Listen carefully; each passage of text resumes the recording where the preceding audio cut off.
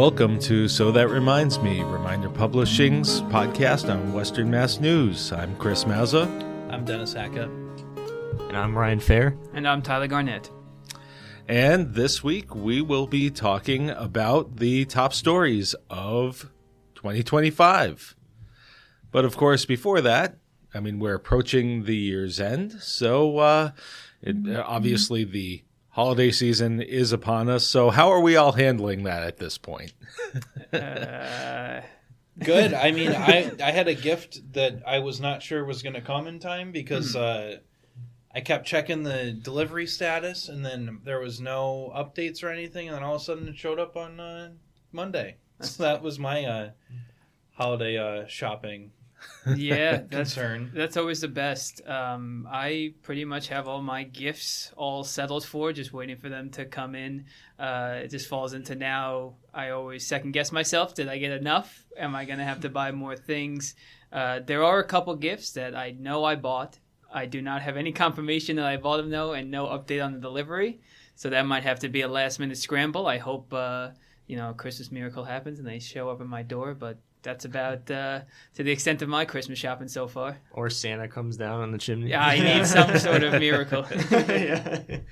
Yeah, I did the thing, this year where I actually listed what I was going to get, and I started early, which I usually don't do. Like most years, I'm like, I don't know if you guys have seen that movie Jingle All the Way with Arnold Schwarzenegger, but what a terrible movie. Yeah, but he's like we'll have to debate that sometime, Chris. But but I always feel like him he's scrambling on Christmas Eve looking for that gift for his kid. I always feel that for sure. But this year I started early, and so it's looking good. I'm looking prepared this year. Nice, a lot more prepared.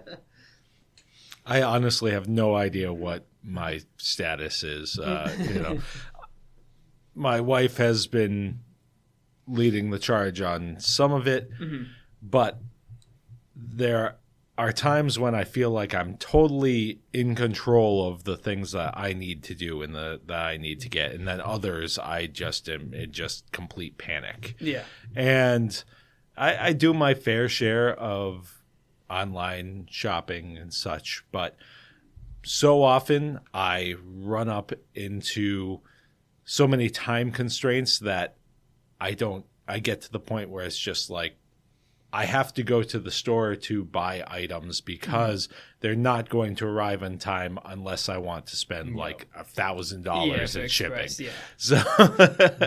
So I'm kind of at that point right now, and I'm trying to figure out when I'm going to have the time to do the last of that stuff. And it's not helpful this year. And yes, I'm going to call her out publicly. My sister decided to move up Christmas, and so Christmas is this weekend. So I would not be prepared for that. I can't complain too much. She hosts, and so Sure. she takes that off of my plate. But it's just like, Yeah. It everything's so much more accelerated, and now I'm just like, I'm not sure I'm ready for this. Yeah, you don't have as much time to mentally prepare for the mall chaos that you might experience, so you got to find the right time to go for sure. Yeah, I have a couple things I'm going to probably pick up Saturday, but it's like nothing crazy. Yeah, Just like some wine and that stuff. Yeah, as long as you got a plan too, it always helps. Yep, I know exactly what I'm doing. So that's good. But yeah, one thing I did want to mention too is we're coming up on the end of Stranger Things. I have started it a week ago. Yeah, and I am like fully enthralled. Yeah. I'm shocked it took you this long to watch, but I'm glad you finally started and you're enjoying it because it is definitely depending how it ends, but arguably one of the best Netflix shows for sure. I don't think it would be a question. Exactly, and then the best. and then you could argue how good of a show it is, just in general too. Yeah, it is one of those shows that is just so many facets of it is very interesting. Never seen it. Yeah, I recommend it. I was a while for me. I was always like kind of adjacent, like interested, and then all of a sudden, all the stuff with the end coming up, I was just like, you know what? Yep, just sit down and watch it. Yeah, I definitely recommend it.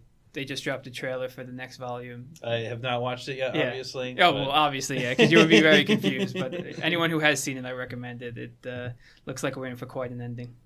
I'm usually just very, very behind when it comes to pop culture in general. You know, I mean, I'm one who picks up on things years later while people were preparing to watch the final season of Game of Thrones. I was on season 1, for instance. Could have Yeah. just stopped right there. Yeah.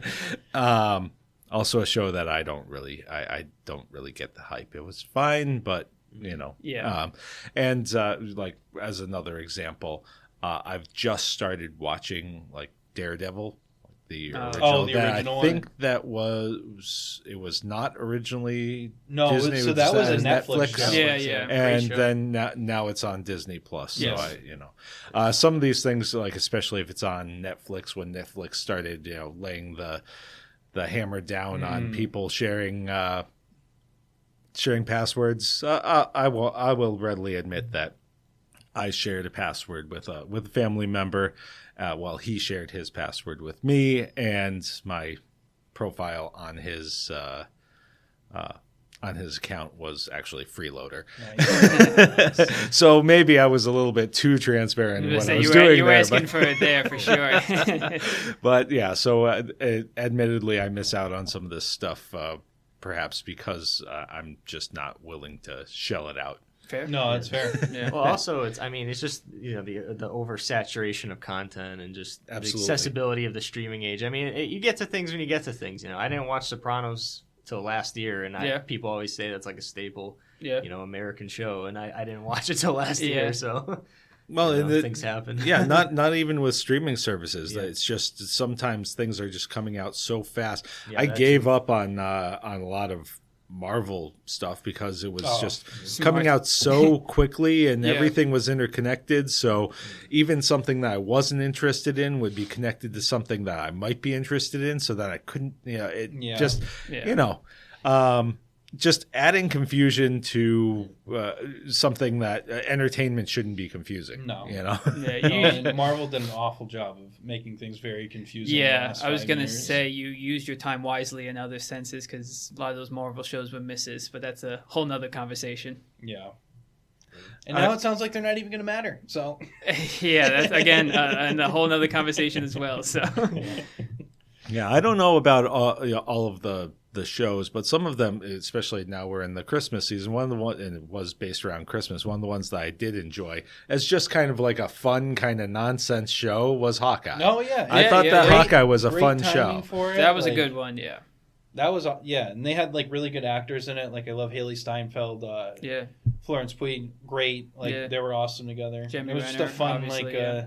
fun Christmas time Yeah. Marvel show. Yeah, I wish they made a second season of that. Yeah.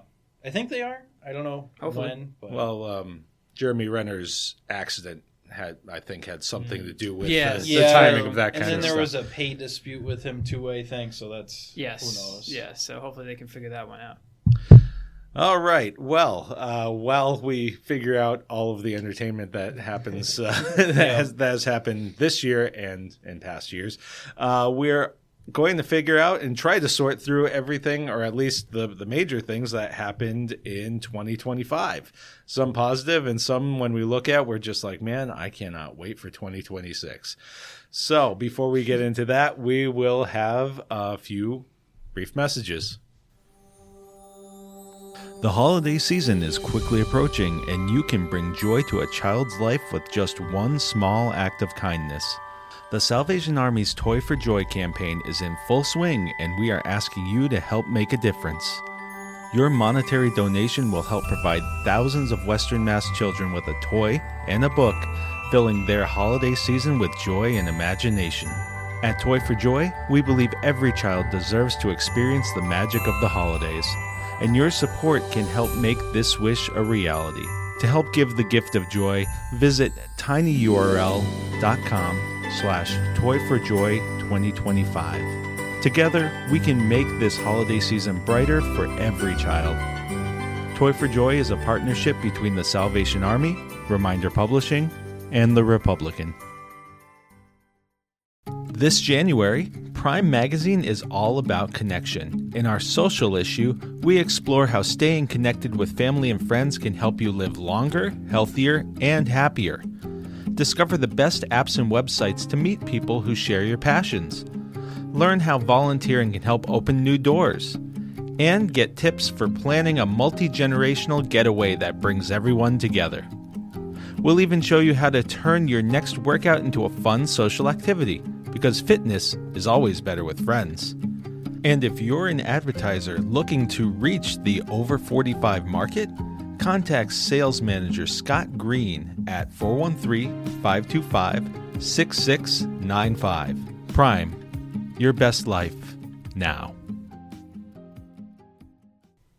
And we're back. Well, we are looking at some of the major storylines and events that occurred in 2025 that we covered at Reminder Publishing. And I think one of the major ones, of course, is the impact of some federal actions and the Trump administration and what happened locally as a result of those actions. So I think the big one that we saw throughout all of our communities was the SNAP pause, and the fear and uncertainty that caused, and you saw it throughout the communities that we were serving, whether it be people who were uncertain about whether or not they were going to be able to feed their families or have to make tough choices about the money that they spend, or the organizations that help support those people. Put a huge strain on some organizations that normally are not used to carrying that much of the load, and they saw a lot more demand than they normally would have seen. Yeah, absolutely. I wrote an opinion that you'll see in this week's reminders about specifically the March for the Food Bank and the Mayflower Marathon, and how those two kind of local staples really kind of showcase the way that people have kind of rallied together in response to this stuff. Both, I think the March for the Food Bank was almost up to $900,000 by the time I did my opinion, and then Mayflower Marathon did 263, I want to say. Yeah. But it was, to me, obviously we talk about how, it's obviously bad with the SNAP benefits and all that stuff, but then we've been able to kind of showcase the way people have rallied together and really supported each other.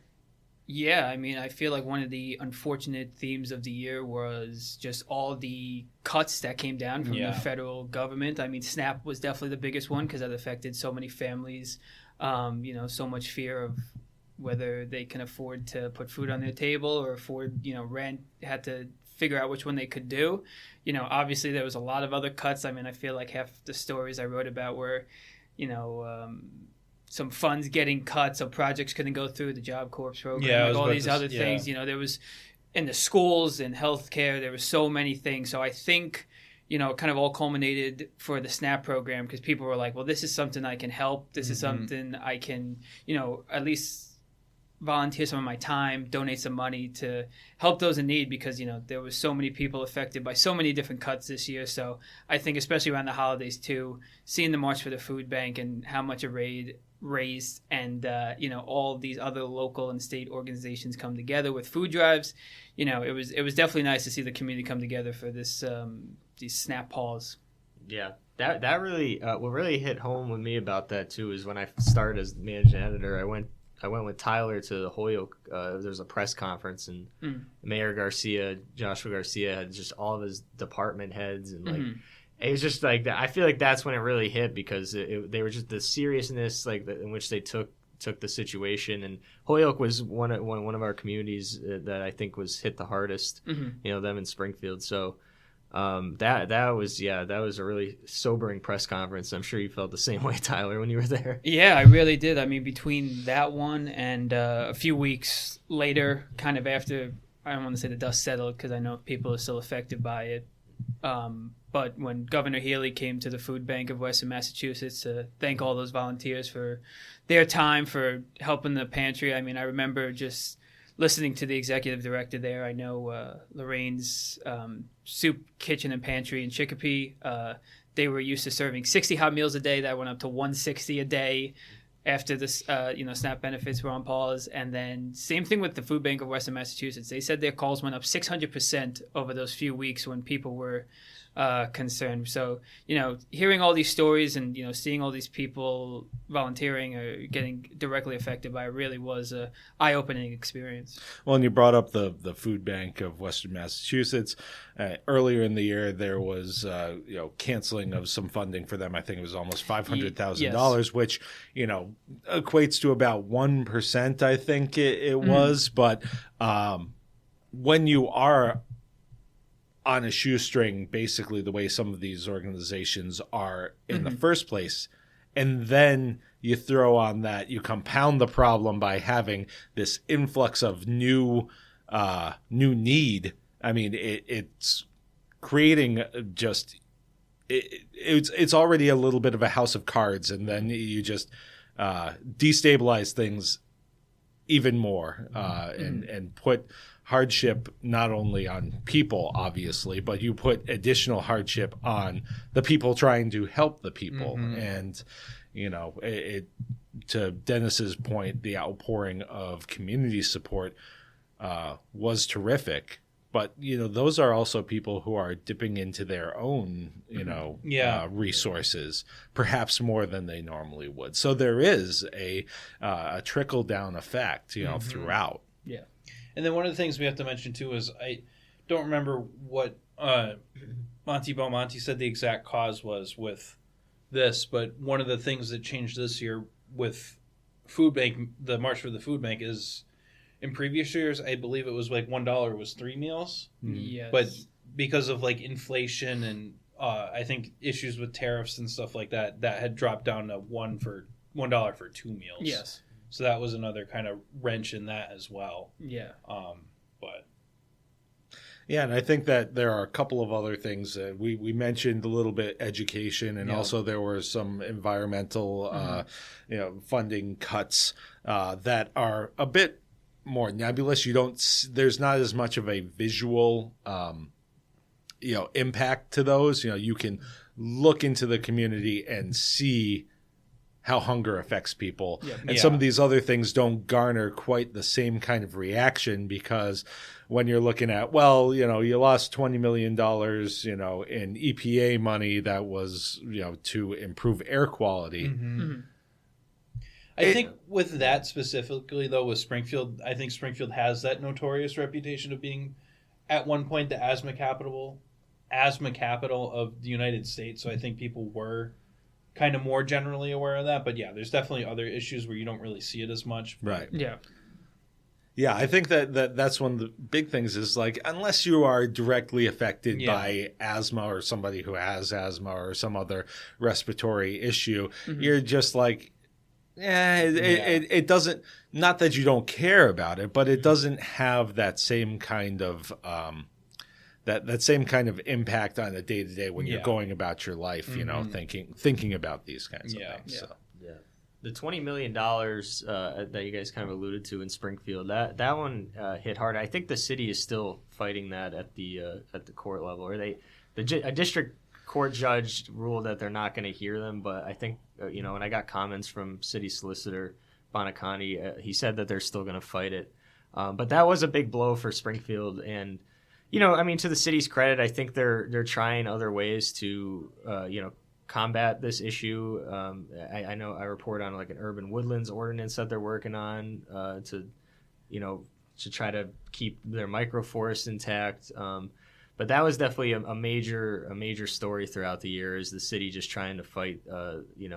I think they joined like a bunch of tribes and different organizations across the country in suing the Trump administration and trying to get the EPA money back that they lost. So it's ongoing, and we'll see what happens. But I mean, when you talk about ongoing issues, it seems like that is even a common issue with Springfield and fighting issues like the biomass is another, which is another not related to federal funding, but another air quality related issue for Springfield. And I mean, that has been a battle going on for years at this point.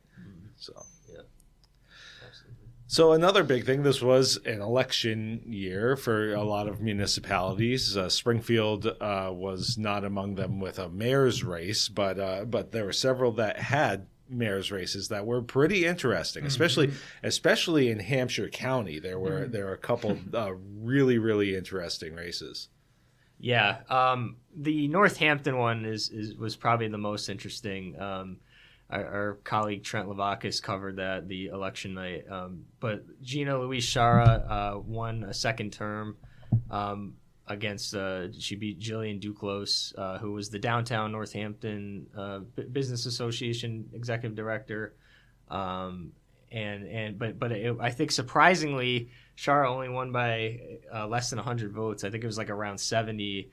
And throughout the night, Trent was contacting people, making sure the numbers were right, because it was back and forth literally every hour. He was sending me screenshots. They had like a big board with the votes coming in. But that was, I think a lot of people were surprised about how close that was, because Shara is someone who, kind of came up through the ranks. Like, she was the city council president at one point. She was an activist in many different ways. So she's been really embedded within kind of Northampton politics for years, and she won pretty handily her first time around. So I think people were kind of surprised, but I think that goes to show kind of the grassroots efforts that's been kind of bubbling in Northampton.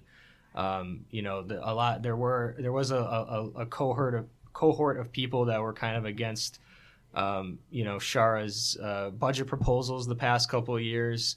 I don't want to get too far in the weeds with it, because I know we have other stuff to discuss, but that's been kind of the crux of a lot of the discourse, and that was a lot of the discourse throughout the campaigning. It seemed like, so that I guess it shows that the grassroots effort was successful in many ways. They were able to get a lot of people onto the school committee and city council that were kind of against Shara and her policies and whatnot, but. It's something to just kind of look in the future with Northampton, and I feel like we see that in a lot of communities where people who kind of go through the ranks of city council and city council president, they end up becoming mayor. But maybe maybe this situation that kind of changes things. What I found interesting about this was Duclos was kind of a distant second in the in the preliminary, and doing the math. It seemed like it was going to be a really tough hill to climb to get to that point where she could truly challenge Shara. But she did. I mean, she managed to rally, as you said, the grassroots efforts certainly were a big part of that, but being able to rally that level of support, because somebody who voted for another candidate in the primary may not want to vote for you simply because you're not the incumbent. Yeah. So the ability to close that gap the way that she did, I thought was really impressive. Yeah. I mean, and you've seen in other, like the mayoral race in Springfield last year, Sarno didn't get the plurality of the vote. He didn't get the majority of the vote in the preliminary, but he still, skated in the general election. So, just because, you may be close in a primary, and Duclos really wasn't all that close. But just because the incumbent may be close to that 50% threshold doesn't mean that they're necessarily as vulnerable as it may look, off the bat. Yeah. No, that was wild. That was just a wild night in general, because I know there was a point where I think it was like 10:30 at night where one outlet was reporting that Duclos had won or was winning, and so it was like as late as like 10 o'clock where it looked like it could still go either way. But that was surprising, because I thought East Hampton was going to be the close race that night. Because I had me and Tyler cover that, because there was 3 candidates involved, and they were doing the ranked choice voting, which was really unique.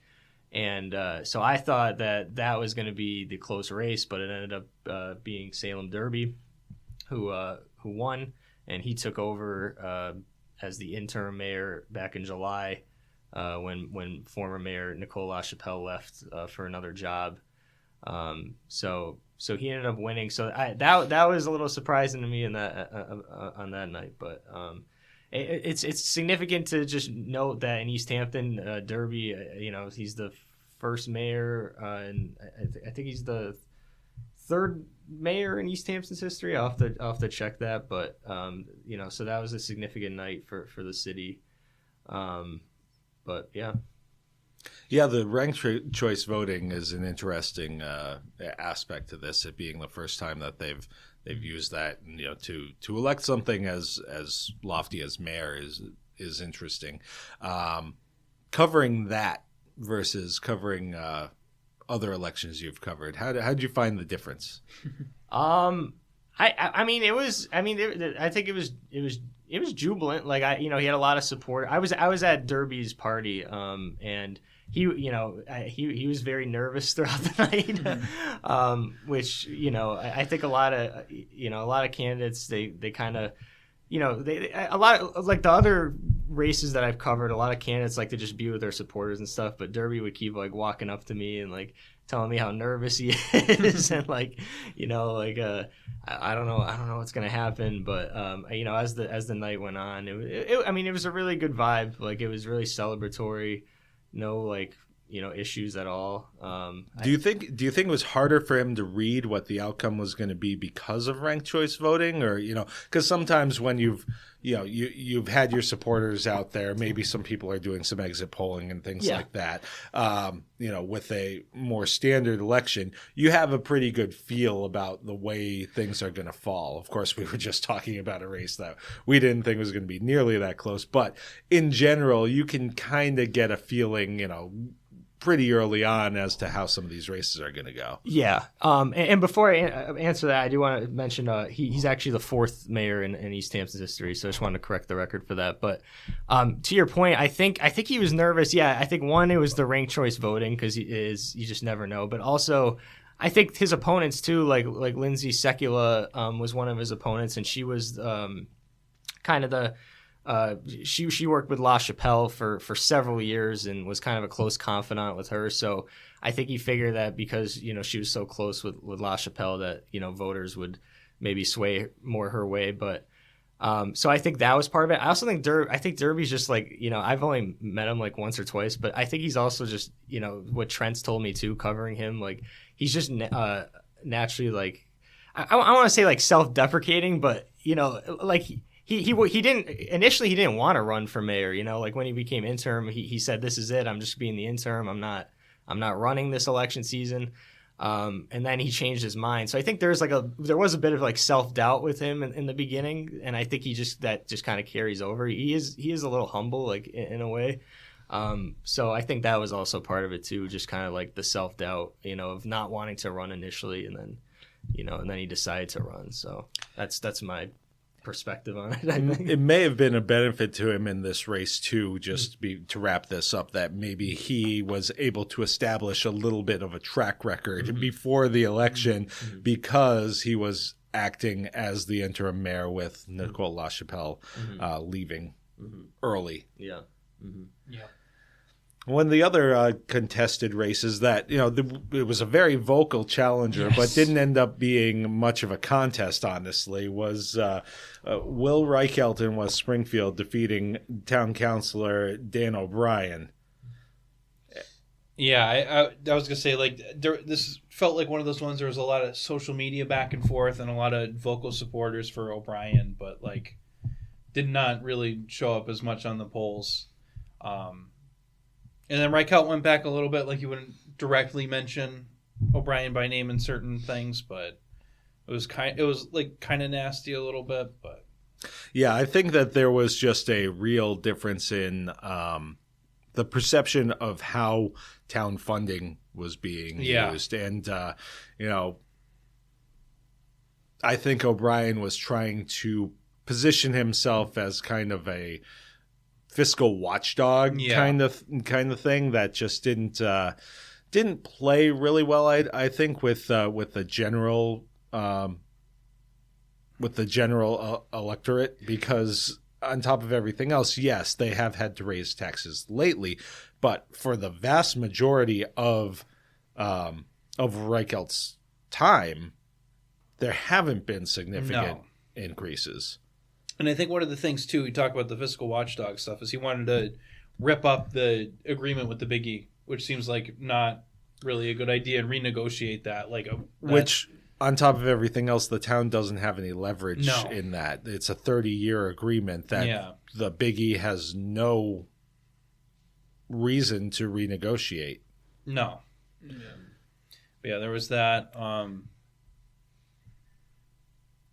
Totally just had a the Mitteny school issue was I think that in general West Springfield had a lot of deferred maintenance on schools, and we've seen that in other communities as well. I mean, you and I both went to Minnechaug Regional back before it was the new school, and there was a lot of deferred maintenance even when I was there 25 years ago. I was there the last year that building was open, so So, but now that's kind of like coming due for a lot of these communities, and West Springfield is among them. And between the deterioration of schools and the drop in enrollment, simply because in general we're not seeing as many kids in districts. You know, these are the decisions that are being made. Yeah, definitely. And then one thing I feel like you also have to kind of credit with Reichelt winning too is every year it seems like West Springfield is voted the best town for Reader Raves. Mm-hmm. So it seems like the people are happy for the most part with the way things are going there. So kind of didn't really expect too much of a shakeup, but yeah, it just seemed like O'Brien was kind of coming out firing. You know, I'm gonna go on Facebook and just kind of attack a lot of. I know he disputed the police department that they're looking at, and I don't know where that's at 'cause it's been a while since I covered West Side, but I know that was like a big topic of discussion during the debates and when I did the Q&As. So there was that. I know the mayor's salary was like a big thing that he was fighting Reichelt about, and just I think the city council in general when that vote happened last December. So. He just took he went on the offensive and did the thing that I think a lot of people do nowadays is kind of go on Facebook and I do think I think that focusing on the negative to your point, being aggressive on social media doesn't fly as well when, to your point, Dennis, the general feeling is positive in the town. So I think that if you were to have a situation where there was a more general feeling that things were not headed in the right direction or not sustainable, that may work. But we've seen this in a few different races where it's just like going negative when things generally are positive have not yielded the kind of results. You're banking on that online outrage, that rage baiting to carry over to the polls, and it really doesn't. And in some ways alienates some people who may have listened to some of your policies otherwise. Yeah. And I think you kind of look at that too with say a city like Springfield where people are it feels like things are a bit more iffy there. And there was a lot more kind of an acceptance of change there, I would say, where you see different people coming into these elected offices and people that have been there a long time not getting as many votes and not making it. So I think it's definitely kind of interesting to see kind of the duality of that, where there's more negativity somewhere else and then a bit more positivity in West Springfield. But now another election that featured a lot of back and forth, and it didn't even have a mayoral race, but there was almost kind of a referendum on the mayor's performance, in the city council, was Holyoke, and we did see some changing of the guard there, and again another quote unquote fiscal watchdog, so to speak, ended up on the outside looking in.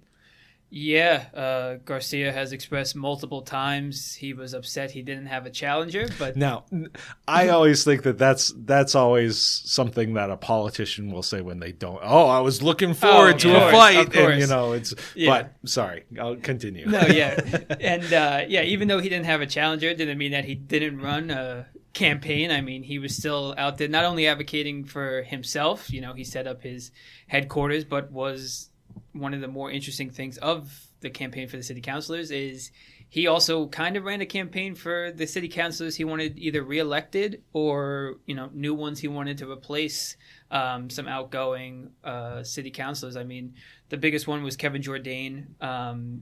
He deems himself as the city's fiscal watchdog.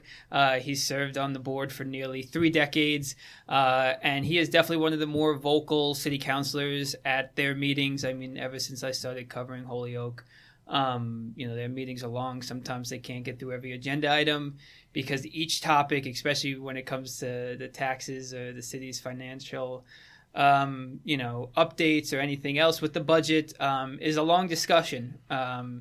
So, there's been a Municipal Modernization Act on their agenda for probably the last year. It's been tabled. It hasn't gotten enough votes to pass. And it's something that the mayor has wanted for a long time. One of the opponents of it was Jourdain himself, who will no longer be, on the board come January. There's other things they have to deal with. I know they recently voted to change their treasurer to appointed, as well as they're looking for a new city collector who left as well. So there's a few things going on in the financial department within Holyoke. So I think, this race had a lot to do with it because there's, it seems like such a divided city council where they couldn't get a lot done. So now with, the campaign and the city councils that the town voted in, looking at Ward 3 as well, another longtime city councilor, David Bartley, he lost by only 64 votes.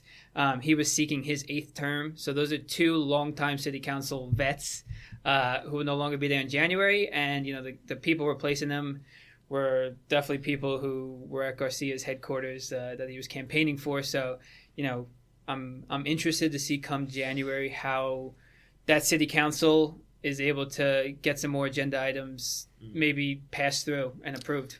Well, I think that was something that opponents of the mayor were kind of campaigning on was the mayor being this active in this. The mayor is looking for rubber stamps. Yeah. So they kind of were trying to position themselves as the foil to prevent that, that clear path for the mayor without anybody actually, standing to challenge him.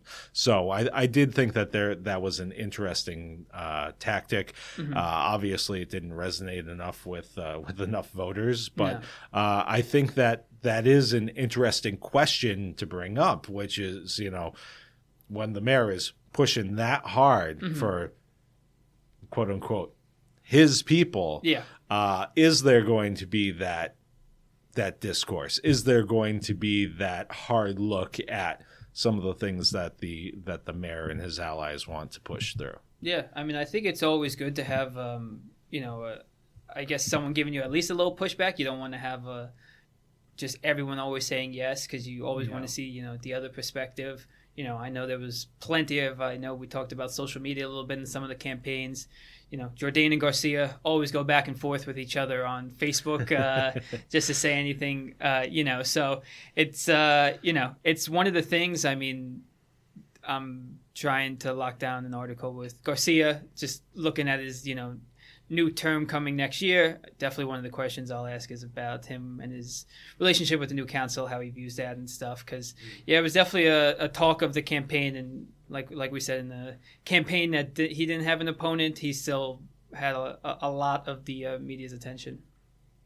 And one thing I wanted to ask, too, with this is, obviously we saw that sanctuary city resolution that they tried to pass. How do you think that kind of affected this election cycle? Do you think it had an impact on who was voted in? Yeah, I think it had an impact as well. That sanctuary city article or resolution was proposed by Vacan and Jourdain back in June. It kind of played out so long because the council didn't know what to do with it until it administratively got laid back on the table. And yeah, during the meetings and especially on Facebook, no one really says their actual political standing. But I feel like a lot of the time with resolutions, you're kind of either proposing or rooting for. Just from my perspective, you can kind of see where everyone lies. And, with just the amount of diversity that is in Holyoke, I mean, that was not something that a lot of the residents loved with that resolution. There was a lot of protests, so I think that definitely had a lot to do come election day as well. Yeah, I think that was a microcosm of a larger trend of national politics and national political allegiances seeping into local politics. Yeah, definitely. So we also there was a mayoral race in Westfield, but it wasn't all that much of a challenge. And so the big news that came out of Westfield was that former Mayor Dan Knapik was able to get one of the 7 available seats, and he ended up bumping a former mayor, Richard Sullivan, off of the city council, which I thought was an interesting kind of shift. There are a couple of interesting things about this. There was a lot of, as we were talking about before with Holyoke national politics, there was a lot of chatter, and I got questions about why people's political affiliation were not included on the ballot. And of course, they're not, because these are not partisan elections. But that was something that, at least in that community, and I heard it most from that community because of my role in editing the Westfield News, the daily paper that we put out. But I'm sure that was the case in other communities.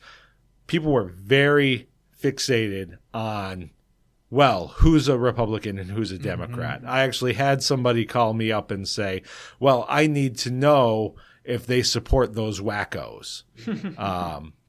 Now, we had been running information about all of the candidates through Q&As and through other stories we had done on various races, for weeks leading up to the election. But that letter not being next to people's names was really bothersome to a lot of voters in that community. Yeah, that feels like a microcosm of just kind of where we're at as a country in political discourse, where I think where like a political affiliation almost takes precedent over like policies and like what people believe in and what they want to kind of implement if they are in office.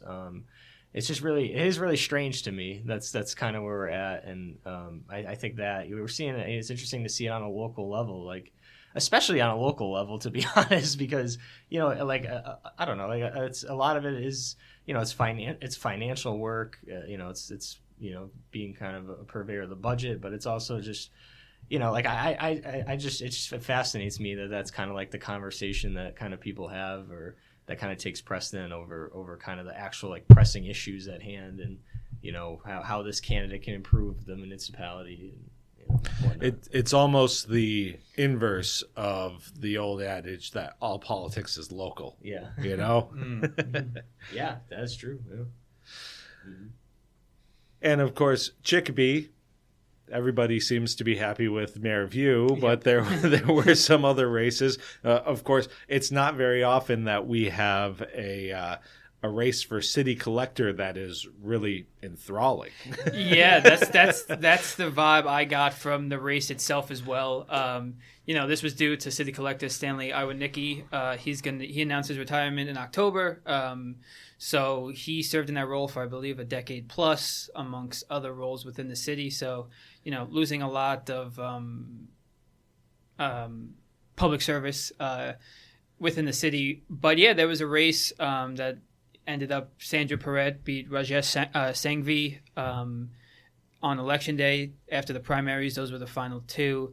And just besides the outcome itself, obviously there was a lot of discussion during the race. Raj there was a lot of false rumors coming from his oppositions that he wasn't a business owner, that he wasn't a U.S. citizen.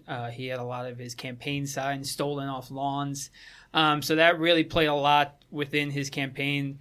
And, I don't know how much it did affect. He did come out with actual information and facts to show that he is indeed all those things. But, at the end of the day, the residents voted with Perret and, she'll be taking over. So that was just a very interesting debate or interesting race within that city.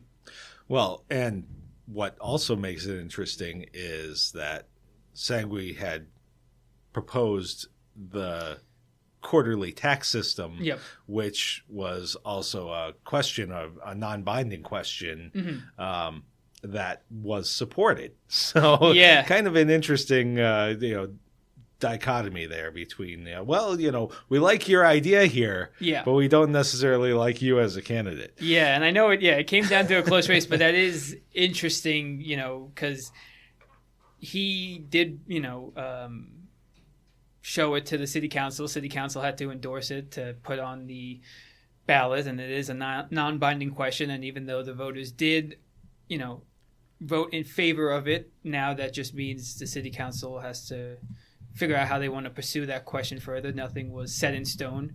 But yeah, honestly, didn't even think about that aspect of it. Of, hey, we like your idea, but we're gonna, go with your opponent, but we'll rock with the idea. So that's just another added, layer of that race. And of course, Dennis, you mentioned Springfield a little bit earlier, but there was some interesting turnover that occurred in Springfield, both in the city council and on the school committee. Mm-hmm. Yeah, so obviously, I think two of the big ones is you see two longtime city councilors leaving, in Sean Kern and Tim Allen. So there was definitely some new shifts there. And then one thing I want to mention with the kind of city council stuff is I found it interesting that within days of the election, they had already voted in the next city council president, like without those new members on the city council at that point.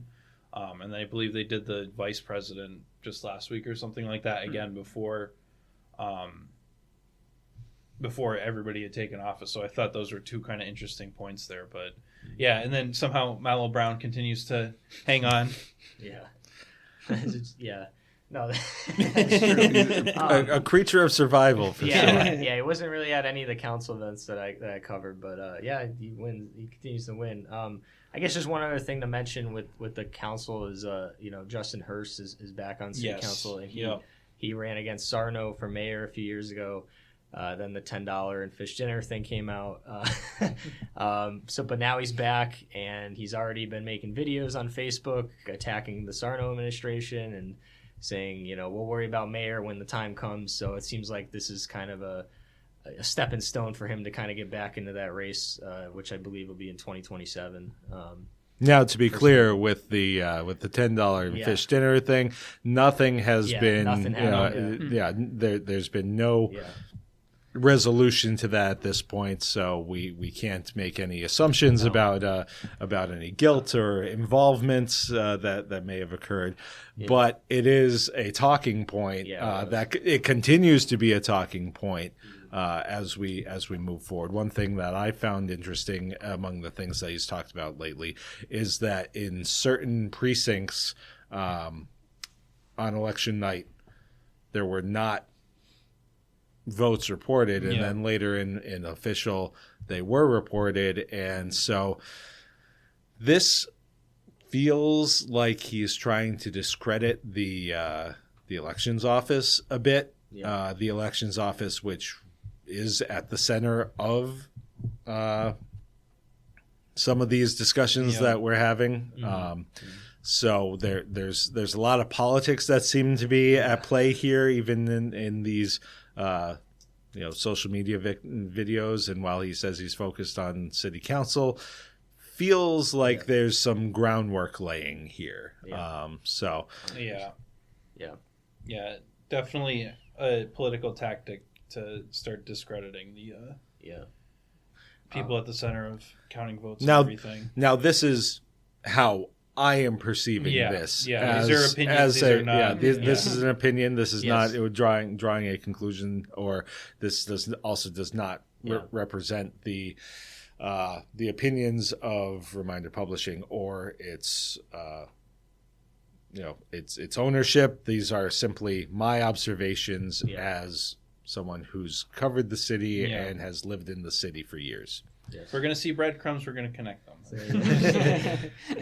Just one other thing to mention, too, about Springfield, quickly on the school committee, Christopher Collins and Peter Murphy, who were longtime members, were voted out.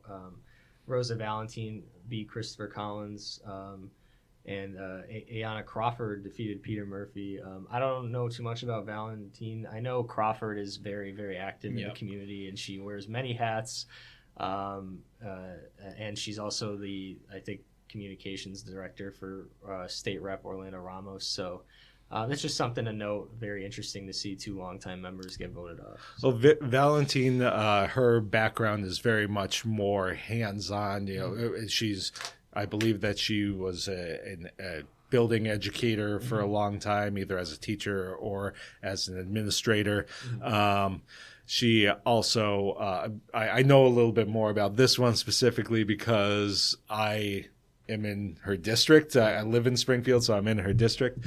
But yeah, Chris Collins has been on but he was also at the center of the controversy regarding the superintendent's search. So you have to wonder how much that played into, how voters were swayed.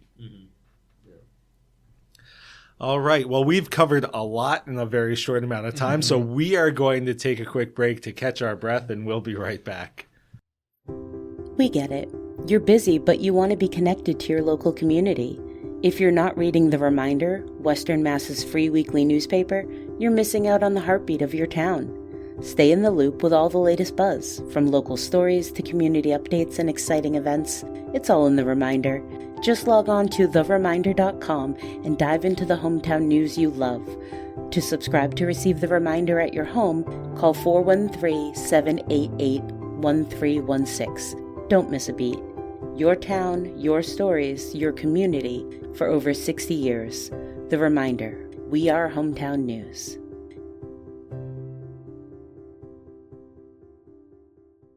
And we're back. So one of the positive things was in a lot of communities there were investments in schools and some school projects that were moving forward. We talked a little bit about some of the deferred maintenance that we've had in some of these communities, and we had some school openings and we had some movement on some projects. We also had some ongoing kind of headbutting about some as well.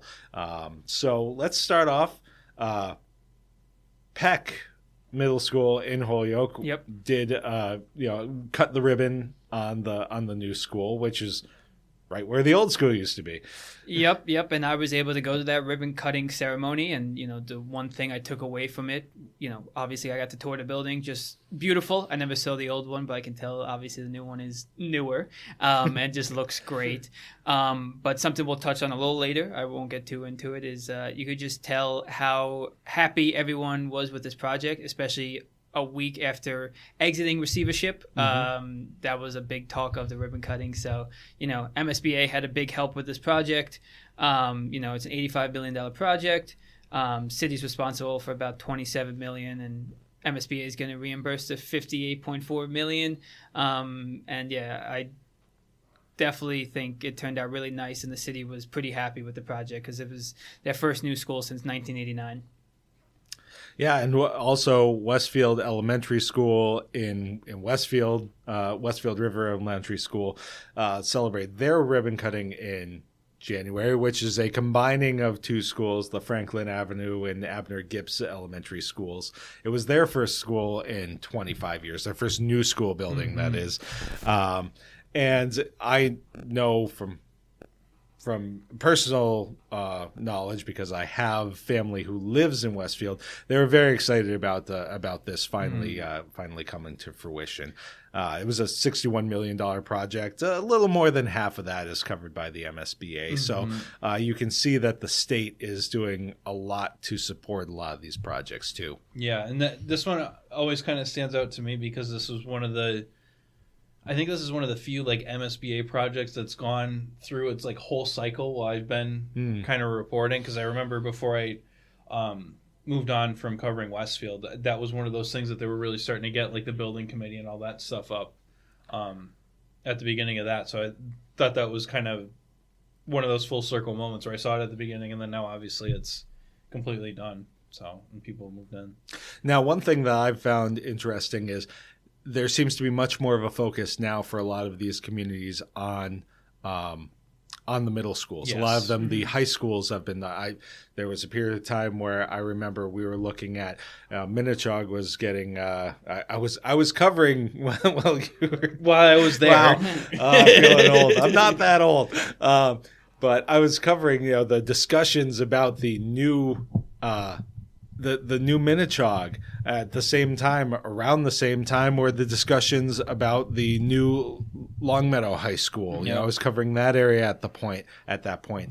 And it was interesting to see the differences even in their approach with the MSBA. Like the Minnechaug project is one of the model school projects, and they were able to save money on that. Longmeadow went a different route. Yeah. And but now we've got a lot of these high schools in the area taken care of, so we're focusing on those middle schools now. Yeah, because then you look at Agawam and East Longmeadow, and both those high schools constructions are underway as well. But looking at other middle schools, there was a big decision made in Longmeadow. Yeah. So this year voters approved a both at the ballot and at town meeting to approve the new Williams Middle School, which is taking students from Glenbrook and the current Williams Middle School and then creating a new building on the Williams Middle School campus. So that was about a $150-ish million project, and the MSBA is going to be reimbursing Longmeadow about 54 of that, and then the town taxpayers will be covering the remaining 96 or so million. One of the things that this is obviously they're still kind of doing design and stuff like that, but the costs have kind of been made out. But it was I was editing one of Peter Tui's pieces this morning. He was talking about all the different upgrades that they're doing for athletic stuff. So like it sounds like it's going to be like high school fields, which is interesting to see at a middle school. So that obviously had a lot of controversy. There was the Save Our Middle Schools crowd that was very much opposed to the new middle school project and wanted them to keep the two middle schools as they were and then maybe do them separately, which would have been an astronomical cost, I would assume. Yes, there was a lot of controversy over that. I think the total cost was relatively similar, but what the MSBA would be willing to do for you with a renovation versus I don't think they would be willing to do anything on it because of the state of the middle schools as they were. But yeah. So the price tag for the taxpayers would have been much higher. $150 for, like coming out of your pockets, pretty much. Yeah. It is a little wild to me. I look at Holyoke, which was a $85.5 million project, and then we're looking at Longmeadow with a middle school with almost double that. Well, and you got to think too of when those feasibility studies and stuff were done and they were coming up with the costs. That's a great point. Because they've been looking at, I believe they've been looking at the middle school since like 2007 in Longmeadow, but they just really started moving on it obviously this year. But then you look at Holyoke and like, obviously because they have the cost for the project and it's already open, they probably would have been looking at the feasibility stuff like just before or just after COVID. And that's when, I feel like building costs and all that stuff really kind of has skyrocketed since then. Oh, yeah. So when you're at the beginning of that tail end versus now, you're obviously going to see a huge difference in the price. Yeah, that's a great point. Everything is more expensive now. Yeah, and it continues to get more expensive. Yeah. And I think one of the things we've also seen is the MSBA hasn't been able to kind of reimburse as much as they have in the past as well. But yeah, the dollars are not stretching as far as they want to. No. And then obviously in that same kind of coverage area for East Long Meadow Reminder, another school that's kind of been up for debate is Wilbraham Middle School. There's been reported like significant issues with that building, whether it's the HVAC, the doors, the windows, you name it. And it was kind of a sticking point with the towns, Hamden and Wilbraham, over their new regional agreement, because a lot of these issues were identified in a feasibility study back in 2015 before the schools were regionalized. Or before that school was regionalized, so it was just Wilbraham students, and there was kind of a discrepancy about how they wanted to go forward with paying for these upgrades that they have to do at this point. So that kind of reached an impasse, and then they never came to a new regional agreement with town meeting just because it just hadn't come together. And now they got approved for windows and doors at Wilbraham Middle from the MSBA's accelerated repair. But now they're about to rip that up and apply for the core program for the middle school. So lots to keep following with that. Yeah, definitely seems like it. There's so many different programs that they reimburse, not just the whole schools, but the projects and windows and doors. So. And I'm not sure if this is still the case, but I seem to recall that one of the issues that Wilbraham and Hamden constantly ran into was that the towns own the buildings, that the district doesn't own the buildings. So there's always a conversation about, well, you own the building, you pay for it. Yeah.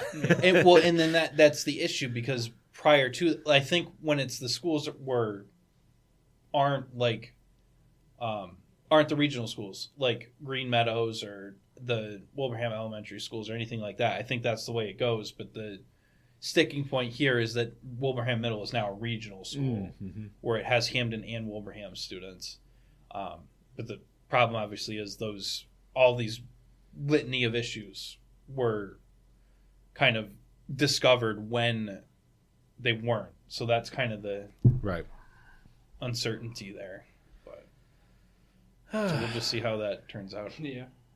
And in Chicopee, they're exploring options on the on the new site for the Anna E. Berry Elementary School, which I believe the recommendation was for the Zatella Early Childhood Center site. Yeah, so they ran into a few problems with that project back in April. There was a public input hearing for the community to kind of hear alternative site designs. The original site that they planned on possibly putting the school ran into some wetland problems and other Article 97 designation issues as well. When that site became a little too complicated, part of the MSBA process was looking at some alternative site designs.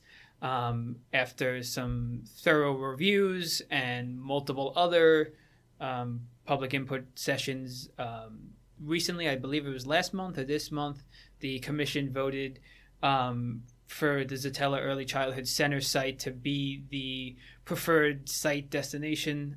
Some residents' concerns were that besides obviously adding traffic to the neighborhood, there's some fields and parks back there that a lot of students use and still have to be discussed. And they mentioned when it was approved by the city council, this is obviously still an ongoing situation. Although it was approved, there's still some meetings set up in January with the MSBA just to see, if that project will officially get approved, if they agree with the site designation. And, it won't be until the first quarter of the new year where the official costs will be, kind of finalized. Right now it's estimated to be $102 million. Don't know anything about the reimbursement yet, but that will be coming early next year.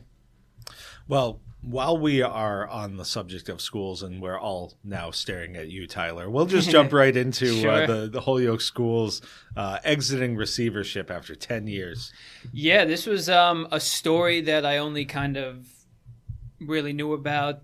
First, I didn't even know about receivership before I started this job, not knowing, states could hop in. But I started covering Holyoke, like probably many of the reporters here, during the time of they've been in receivership. I mean, they have been in receivership for a decade due to many different factors. You know, a lot of the debate too during was exit assurances. There was some, you know, false news or rumored news coming out about that the superintendents and the schools still wouldn't have as much control as they would have liked. You know, that eventually all got decided, and as of July 1, you know, they were out of state receivership, and it has been something that they are still kind of trying to figure out for sure. I mean, you know, before the transition, the Holyoke Teachers Association president issued a statement opposing the exit assurances because they thought they wouldn't have as much control. You know, we sat down with Garcia at the sheriff's picnic. He kind of cleared the air on all those rumors. Right now, the Holyoke Teachers Association is going through bargaining contracts right now with their teachers. So they're still in a lot of the figuring out process, but it's nice that they are in control of kind of their own fate. Yeah, and one thing I seem to recall from that conversation with Garcia was the interesting point that a lot of people on the school committee hadn't served on the school committee prior to receivership. So there's a not so much a learning curve, but an adjustment for them as well as like the true governing body of the schools. No, that's a good point. He did mention at the sheriff's picnic and at a following meeting later on where they eventually, you know, voted to name Anthony Soto as the, you know, this interim superintendent for at least the following school year. And kind of any vote they have now is pretty big because a lot of these school committees, there's a couple longtime school committee members, but a lot of them are so new that there was a lot of questions every time they could vote. They knew July 1st was the day that they were going to exit receivership. The announcement came, you know, earlier in the year or, you know, the previous year. But every time right before they have a vote, someone would ask the question, are we allowed to do this? Can we do this? Do we have the authority to do this? And Garcia or the school committee chair would have to reach out to either Desi or, you know, the education secretary just to be like, hey, I know it's not official, but can we have control over staffing and schedules and all these things? So, you know, eventually they got those approvals. So it was a learning curve that's still kind of in the process right now. All right, so moving on to one of the more headline-grabbing and salacious stories that we've had. Lamar Cook was arrested and charged with cocaine trafficking after nearly 8 kilograms were allegedly delivered to the Springfield State Office building, where Cook worked as the deputy director of Governor Maura Healey's Western Massachusetts office. It is also worth noting that I believe 5 kilograms was also seized at Hotel UMass, where he used to work. And he was also charged with some unregistered fire, or I don't know if it was unregistered. But there was a firearm and an ammunition charge as well. And then, so one of the things that's kind of broken from this recently is that in 2001, Cook was also arrested on a gun charge. On a gun charge, where it was reported that he and another person like came out and opened fire on some people standing on a porch. The thing with this though is he went to court and everything, but those court records were ordered sealed, and nobody seems to know or is willing to say what the outcome of that was. And then even Healey was pressed on this on an NBC 10 interview over this past weekend, and she didn't really say anything on it. Yeah. Or declined to comment because it was a criminal investigation. Of course. Obviously, it's not a good sign when somebody in a position like this is getting charged with something so serious as drug trafficking like this. Yes. Like, I don't know, this whole... It paints a bad light because obviously, Ryan, you covered Springfield. You'd seen Lamar Cook all over the place. Yeah. He would always. I didn't know too much about him, but every event I'd be at, he would just stand up and be like, "Hey, I'm representing Governor Healey's office," or Sarno would say, "Oh, Lamar Cook's here representing Governor Healey's office." So Yeah, I didn't know too much about him, but he would always be he would be very visible at Springfield press conferences and just other big events. Like they had a domestic violence awareness event that he was at, so he was just always in Springfield. Well, I mean, I think that it's important that people have faith in the regional office here because, let's face it, the governor's not out here very often. It was pretty notable that she made that appearance at the food bank because, Madam Governor, we don't know you out here, so having faith that somebody who is working out here is someone that you can trust and has the community's best interests at heart is really important. And I think that, I mean, obviously that what happened undermines it, and the brazen nature in which he abused that post. I'm just gonna come out and say it. Allegedly, excuse me. Allegedly or not, I don't know. Like, it seems to me so. I don't want to say. I'm gonna say it. It seems to me so just blatantly stupid that you would have this delivered to a state building like that. Yeah. Like, that's what blows my mind is it's like directly to like a state owned and operated building. Like, it's just like it's like, what is the thought process there for sure? Yeah.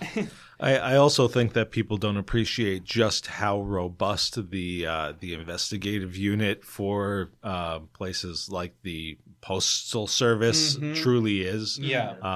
It is robust. It is a very well run. Yeah, and that's one of those things where they'll see a suspicious package. They'll be like, "Hey, like this is where this is going," like to state police or investigators or whoever. But I don't know, crazy situation. And I'll be curious to see what that outcome ends up being from this, and eventually, like, I don't believe anybody's been appointed as the new Western Mass deputy director in his position. So yeah, I think it does. It raises a question about the vetting of these candidates. Now you can't know, so many times, as we'll talk about in some other instances, you don't necessarily know, somebody's intent. You can't read people's minds. No. And especially if court records are sealed and, there's limited information that you have in those things. And also, as, there are members of other governing bodies that have had convictions, that doesn't necessarily, mean that they are disqualified from ever serving their communities again. Yeah. But, I think that it does raise questions about the vetting processes that are involved in these kinds of positions. And, like, I don't know. I feel like seeing a serious charge from 2001 and then the court records are sealed. I don't know. If I was looking into that stuff, that would be a red flag to me. Fair. Yeah. You do, at the very least, it invites the question of, okay, who was this appointment a favor to? Yeah.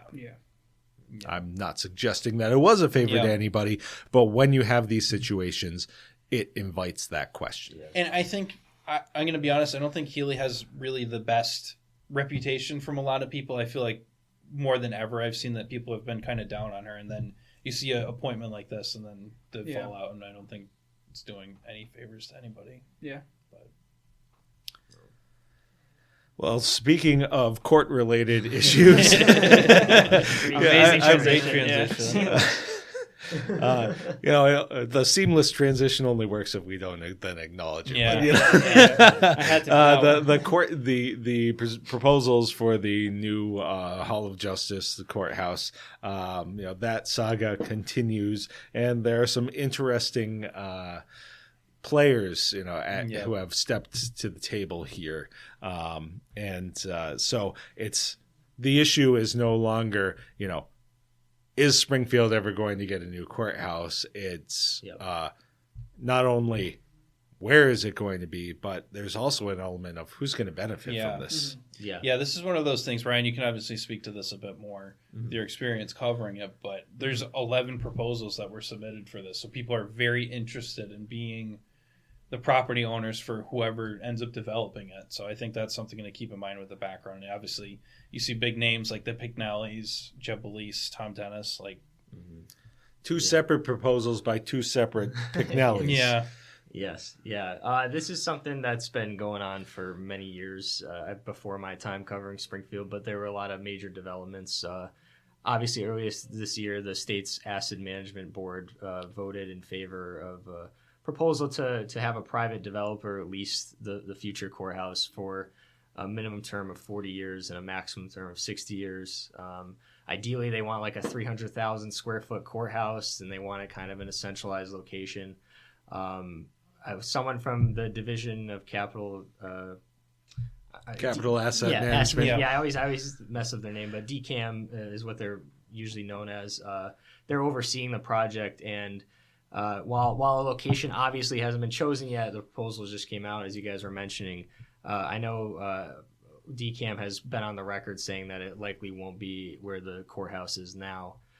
Just because of a lot of the feasibility around that, people they would need a temporary location, and they would need to move people out. People still need to work, so that's the only I think concrete decision I think that's been made. But there is still a proposal for one to be where it is, and there's one, as you mentioned, there's a proposal across the street. But this is something that I think people have been frustrated with. At least that's what I got from covering public meetings. Like, it's been a while. Like, people are getting sick from being in the current building. And, I think people are just frustrated with just kind of how slow this has been. But at least it seems like there's been a lot of major updates over the past several months, and hopefully that continues. Yeah, I mean, the question isn't, does this building need replacing? I mean, public officials have evacuated their staffs out of this building, So it comes down to this, this placement issue. And what defines central? Is it central for Springfield users? I mean, this is something that serves the county. So you're thinking about accessibility from people outside of the city as well. So yeah. I know they had a public meeting in May, I think it was, and at that point the Asset Management Board had already voted, and it didn't really matter what the city council or the public thought, but they said, we'll take your comments into account, but we'll see if that actually happens. But a lot of people at the public comment were we want it in downtown, we want it close by, we want it close to transportation, and that was kind of a common theme throughout that meeting. So we'll see if that actually if they take those comments into account, but when they make their ultimate decision on which proposal, be selected. But I mean, it's definitely interesting. And I guess one other thing I'll mention is that I think the reason why they chose this path, having a private developer lease it, is because I think DCAM said that if they had added this to the Massachusetts capital expenses or something, it would have taken till 2030 to actually make headway on this. So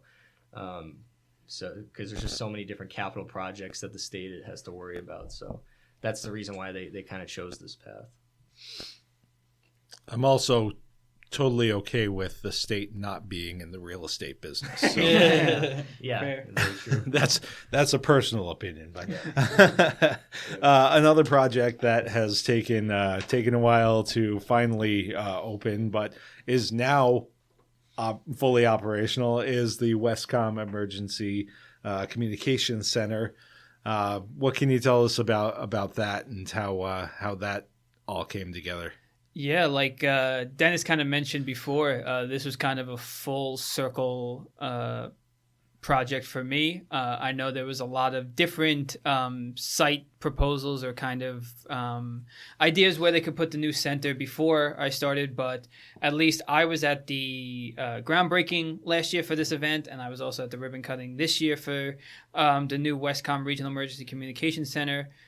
Just, another beautiful facility. Currently they serve Chicopee, Longmeadow, Munson, East Longmeadow, Ware, and the Hampton County Sheriff's Department.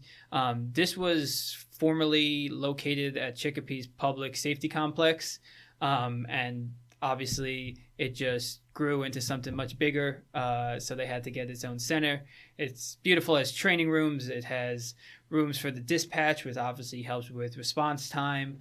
And it's just going to be a big project for the region. A lot of the talk during the day was if any other community wants to join them, there's plenty of room for them as well, because a lot of the communities who are involved at this regional center have only said good things about it. And just another key aspect of it is with it moving out of Chicopee's public safety complex. The story I'm actually working on right now is Chicopee's implementing a new real-time information center that is going to move into that space. Not to get too much into that project, but that's something that's going to help the Chicopee residents and their public safety. Mm-hmm. So there's so many different elements of how this project can help not only Chicopee's public safety with their new center, but now this regional dispatch center can help with response times and, making sure you have everything you need when someone's in need. It's interesting how the Westcom program has grown. Mm-hmm. I was covering Longmeadow actually for the Longmeadow News in 2018 and 2019 when Chicopee and Longmeadow first joined for this regional. And it was, I got the tour of the original Westcom Center in the Chicopee Police Headquarters. Yes. Now it's grown to include these other communities.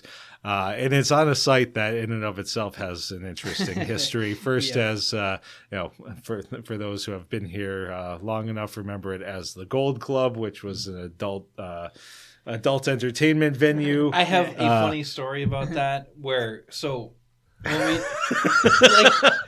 how funny. I think it's pretty funny. This is a family program.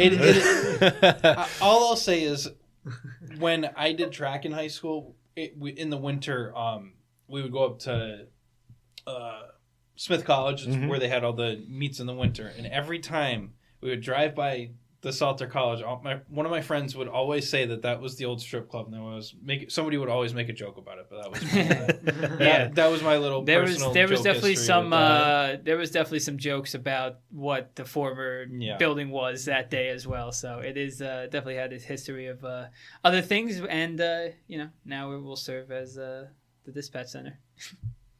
Well, we have finally what will probably be a much more lasting positive impact on the community. Yes. Yes. Yes. Out of Springfield, again, we had some intrigue that was also, related to the Springfield election, and that was Maria Perez, who's the Ward 1 city councilor. She was fired from the New North Citizens Council.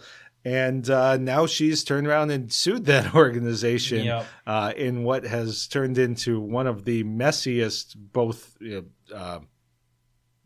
campaign and just community stories that we've seen in a little while. Yeah, this was a very that week. The whole situation was very convoluted, and I felt unnecessarily complex in my opinion, but.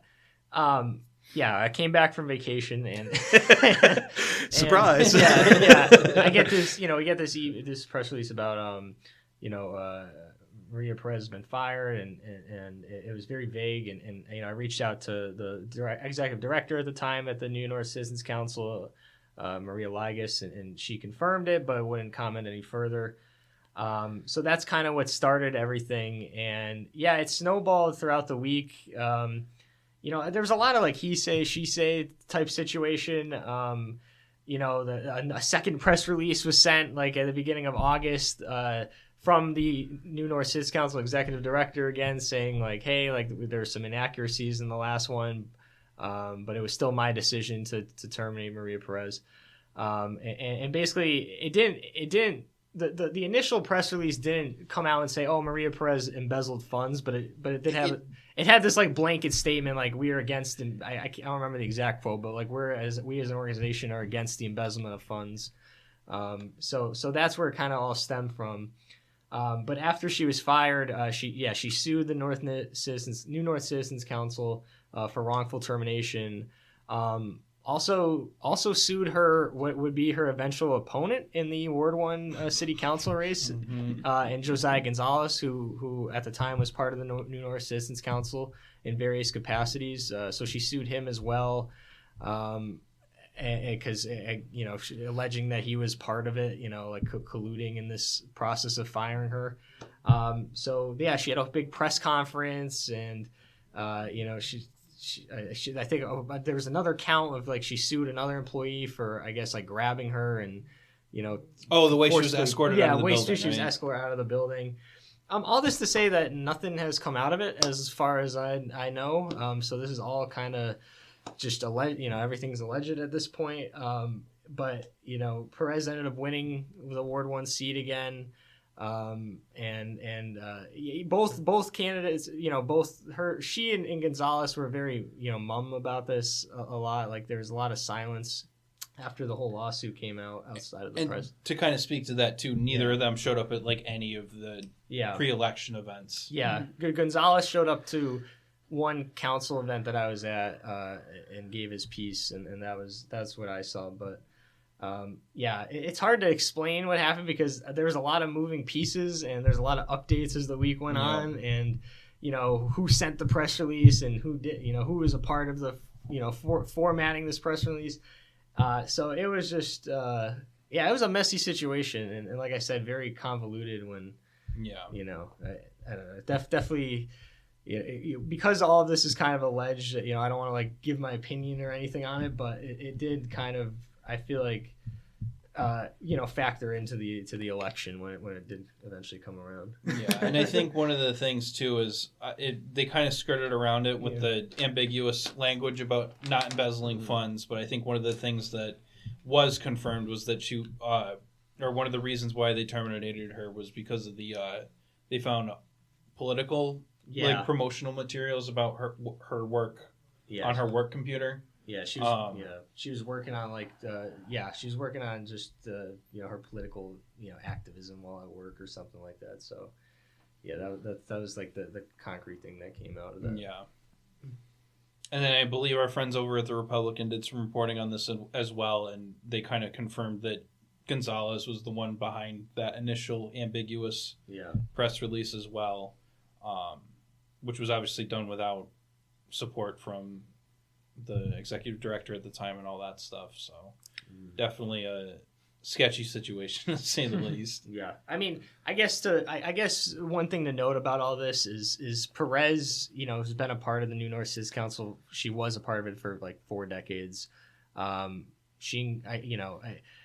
way before this, like back in February when Gonzalez first announced that he was running for Ward 1, he had told me that she was not happy that he was. So there was already like a little, tension there. It seemed like, even though like she was like a mentor to him and all this, and that's what he said multiple times to me on the record. So, it seemed like at that point, like there's a little tension. I did not expect it to balloon into what it ballooned to, but that, just wanted to mention that too as context. Yeah. An interesting side note as we're involving Josiah Gonzalez into this conversation. He was, of course, at the time, member of the school committee, vice chair of the school committee. And it's interesting because he and Christopher Collins were the two who were kind of leading the opposing sides of the school superintendent debate. Mm-hmm. And now they're both off of the school committee. Yeah, so just an interesting aside there. Springfield, typical, Springfield's always got something going on in the political sphere. Well, one of the more troubling stories that we covered this year was, of course, involved Longmeadow librarian at the school libraries in the Williams and Glenbrook Middle School. He was Scott McGinley, who was arrested in August. He turned himself into police following an investigation by the FBI and the Holyoke and Longmeadow police, where they turned up that he had transmitted video depicting child sexual abuse, and a search of his home uncovered all kinds of 100 pieces of different sex abuse material on his phone. and a locked case that included all kinds of paraphernalia. Obviously, with this, parents were exceedingly concerned. There was an initial communication that went out to families, followed quickly by a meeting the next day that was attended by over 100 people. Understandably, people were concerned about what was happening, how he came to be working in the schools. They wanted information about the investigation, a lot of which was not, able to be disseminated because of the criminal nature of what was happening. But obviously, a serious concern for families. He had also worked, I believe, in Springfield and in Amherst in various capacities. So this was obviously a disturbing turn of events that shook that community. Yeah. Mm-hmm. Yeah, definitely one of the more disturbing ones of the year. Just especially, not to get into it, but just looking at more of the details of it, it's gross. Yeah, and then just recently, the schools had hired an independent investigator, and he had come out with the report, which had stated that there was nothing to suggest that anything had happened with any of the students at the school. That's good. But yeah, definitely just a horrific situation. Yeah. Sickening. Yeah. And another situation that was also sickening in a different way was the ongoing saga that was the racial bullying that took place at the Southwick Tallinn Granville Regional School District, specifically at Southwick Regional School, where in 2024, 2 black students were included as chattel in an auction on a social media site that was conducted by 6 other students. The mother of one of those students, the black students involved, requested Desi investigate the district, pointing to 3 separate incidents. The third one being the auction. And Desi did find that in some cases they did not follow Title 11 rules and didn't comply with the Civil Rights Act of 1964.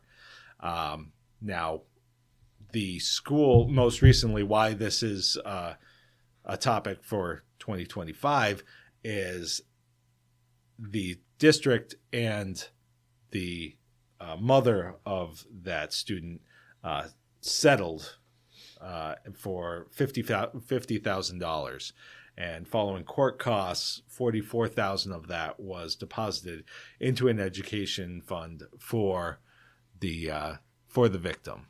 So it brings this chapter to a close, but this was something that obviously we talked about. I believe you and former executive editor Peyton North discussed this. I think Peyton and I gave our very kind of candid opinions on this and how horrible a situation this was. But I'm really glad to see that there's been some justice and this girl's getting a huge amount of money towards her school. Yeah.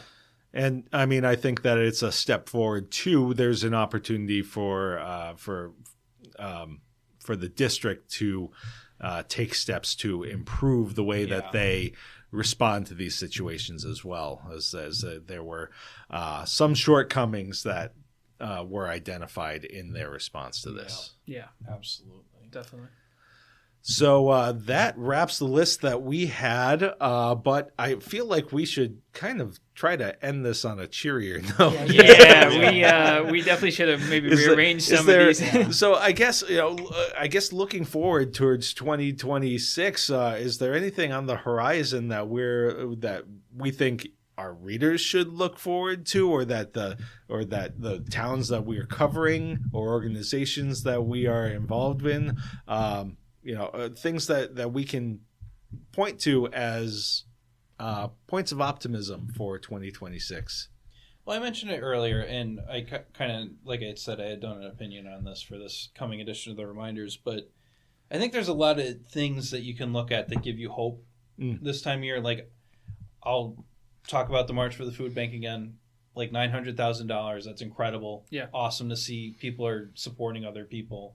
And I think there's a lot of ways where people are kind of thinking about things a little differently now. And you're going to I hope that you'll see more people kind of rallying together when things like this happen. Yeah.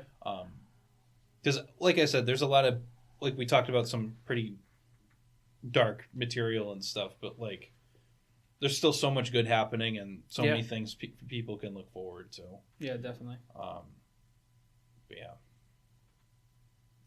I mean, I think, for me, I'm back as a managing editor in Hampshire, and I know the Picture Main Street project. I mean, some people might disagree, but I mean that is a huge deal, and that's, I guess, something that look I guess forward to in my coverage area. So I just want to kind of bring out that's been like a 5 to 6 year project. It seems like that's kind of continuing. So I feel like that's a big thing that comes to the top of my mind. Just thinking of kind of some of the past stories I worked on. This holiday season's already breezing through, and before you know it, St. Patrick's Day will be right around the corner.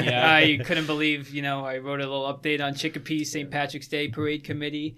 They're already looking for Colleens. I know a lot of communities are looking for Colleens, and the march for the Holyoke St. Patrick's Day Parade starts now, or has already started for a lot of these committees. So that's always something that I know a lot of people enjoy and gets a big turnout. So something to look forward to, because I know it's going to be here before we know it. I think it kicked off in September? They do it halfway to St. Patrick's Day. Yeah, exactly. So, well, I bring this up. I think that this year there was a lot of change internally here at Reminder Publishing. Obviously, former executive editor Peyton North left, and I took her place. Lauren LaBelle stepped into a managing role, and she has moved on to join Peyton as well. Peyton poached her.